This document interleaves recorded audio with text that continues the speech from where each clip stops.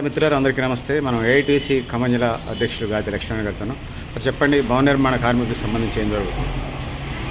అందరికీ నమస్కారం అండి. తెలంగాణ రాష్ట్ర భవన నిర్మాణ కార్మిక సంఘం జిల్లా ప్రధాన కార్యదర్శి అట్లాగే ఏఐటీసీ ఖమ్మం జిల్లా అధ్యక్షుడిని.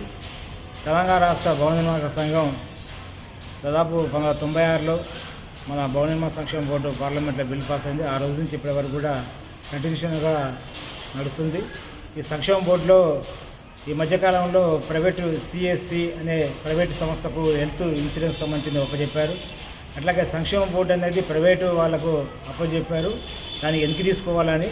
అట్లాగే కార్మికులకు కావాల్సిన సంబంధించిన ఎట్లాగా అవుతుందో డెలివరీ అయినా మ్యారేజ్ అయినా కూడా అది 50,000 ఇస్తున్నారు. అట్లాగే ఈ మధ్యకాలంలో మన పోయిన ఆగస్టులో మేము హైదరాబాద్లో రాష్ట్ర తెలంగాణ భవన నిర్మాణ సంక్షేమ బోర్డును ముట్టడి కార్యక్రమం జయప్రదం చేయడంలో ఆ రోజు యాక్సిడెంట్లో డెత్ చనిపోయిన వారికి 10 లక్షలని, అట్లాగే న్యాచురల్ డెత్కు 2 లక్షల రూపాయలని భవన నిర్మాణ సంక్షేమ బోర్డు అనేది అక్కడ ప్రకటించారు. రాష్ట్ర వ్యాప్తంగా దేశవ్యాప్తంగా కూడా కంటిన్యూషన్గా నడుస్తుంది. కొన్ని రాష్ట్రాల్లో తమిళనాడు, పంజాబ్, హర్యానా రాష్ట్రంలో పెన్షన్ పథకం కూడా అమల్లో ఉంది. ఇక్కడ తెలంగాణ రాష్ట్రం కూడా పెన్షన్ పథకం అమల్లో ఉండాలని 50 సంవత్సరాలు నిండిన వారికి దాదాపుగా 6,000 పెన్షన్ పథకం అమలు చేస్తే బాగుంటుందని, పనిచేసే కార్మికుడికి ఎక్కడైతే పని భద్రత కల్పించాలి, కార్మికుడికి ఉచితంగా పనిముట్లు గవర్నమెంటే పంపిణీ చేయాలని కోరుకుంటున్నాం. అట్లాగే గవర్నమెంటు చేసే ఏదైతే ఉందో సంక్షేమ బోర్డు ఇచ్చే ఫలాలు తప్పనిసరిగా మధ్యన బ్రోకర్స్ కాకుండా డైరెక్టు కార్మికుడికి అందే విధంగా చర్యలు తీసుకోవాలని కోరుకుంటున్నాం. ఈ మధ్యకాలంలో కూడా కొంతమంది ఆఫీసర్లు కూడా దానికి లంచాలకు పడి వాళ్ళు కూడా కొన్ని తీసుకోవడం జరుగుతుంది, కొంతమంది సస్పెండ్ చేయడం కూడా జరిగింది. అలా జరగకుండా జాగ్రత్త చర్యలు తీసుకోవాలని మేము కోరుకుంటున్నాం. భవన నిర్మాణ రంగంలో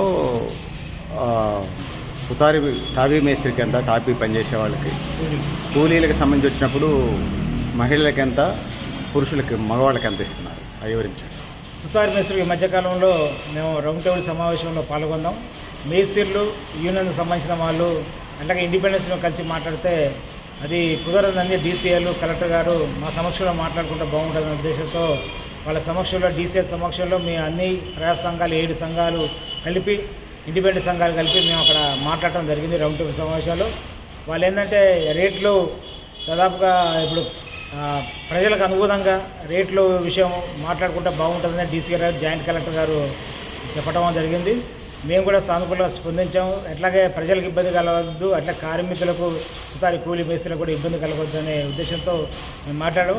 మేస్త్రికి అయితే 1,050 మేస్త్రికి ఇవ్వాలని, అలాగే ఆడ మగ కూలీ ఇద్దరు ఒకటే కాబట్టి 750 రూపాయలు ఇవ్వాలని డీసీఎల్ గారు ఏమంటే మగ ఆడ కూలీకి వేరే ఉండొద్దు, వాళ్ళిద్దరికీ ఒకటే సరి సమానం ఇవ్వాలని చెప్పారు. ఆ విధంగానే మేము కంటిన్యూషన్ చేస్తున్నాం. ఆ విధంగా అట్లాగే మిగతా సెంట్రింగ్ వాళ్ళు, అట్లాగే రాడ్ వెల్డింగ్కి సంబంధించిన వాళ్ళు, అట్లాగే రాళ్ళు కొట్టేవాళ్ళు, గోతులు తీసేవాళ్ళు, అట్లాగే సంబంధించిన 750, 1,050 కూలీ వాళ్ళకి 750 ఆడ కూలీనే మగ కూలీ. సుతారి టాపీ పనిచేసే మనిషికి 1,050, 550. మిగతా కూలీ ఏమైనా చెప్పరా? రాడ్ వెల్డింగ్స్ అయితే ఇప్పుడే మాట్లాడొచ్చాం. వాళ్ళకు 10% ఇంతకుముందు ఏదో ఫీట్ లెక్క ప్రకారం ఉంటుందో 25, 27 దానికి సంబంధించిన ఫీట్ ప్రకారం వాళ్ళకు, అట్లా సెంట్రింగ్ వాళ్ళకు కూడా 10% ఏదైనా కూడా వాళ్ళకు ఇంతకుముందు పెరిగిన దానికన్నా 10% ఇవ్వాలని కూడా మేము నిర్ణయించాం. దాని అనుకూలంగా వాళ్ళు కూడా స్పందించి వాళ్ళు కూడా మాకు కార్మికులు సహకరించారు. దాని ప్రకారం కూడా ఎవరు ప్రజలకు ఇబ్బంది కలగకుండా తీసుకోవాలని కోరుకుంటాం.